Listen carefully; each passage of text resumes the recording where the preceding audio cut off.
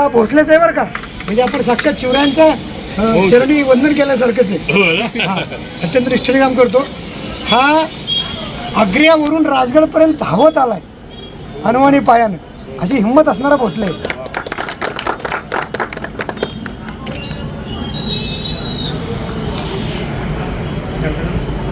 आषाढी वारीमध्ये अनेक संतांच्या, साधू संतांच्या अशा चरणपादुका दरवर्षी विठोबाच्या दर्शनासाठी येत असतात.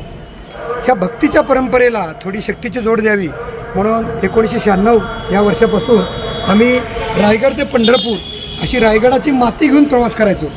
2015ला तुकोबांच्या पालखी सोहळ्याच्या 303व्या वर्षात एक प्रतिकात्मक पादुका तयार झाल्या आणि मग त्या पादुकांचा शिवनेरी ते राज्याभिषेकासाठी रायगड ते आषाढी वारीसाठी पंढरपूर, त्यानंतर पावनखिंडीचं अभियान आणि पुन्हा रायगड मार्गे शिवनेरी असा प्रवास होत असतो.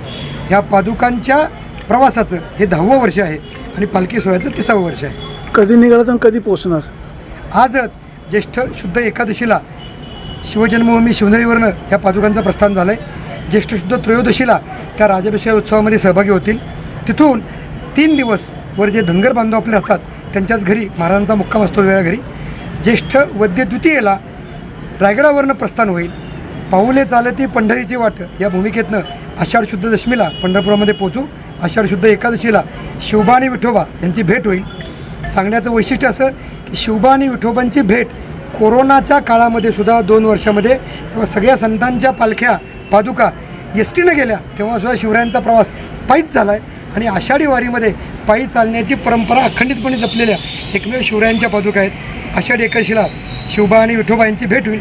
गुरुपौर्णिमेपर्यंतचं वास्तव्य, आषाढ वद्य प्रतिपदा द्वितीया पावनखिंडीचा प्रवास आणि पुन्हा मग आपले सगळे सोबती स्वराज्याचे पहिले 5 सरसेनापती यांची भेट घेऊन महाराज रायगड येतात.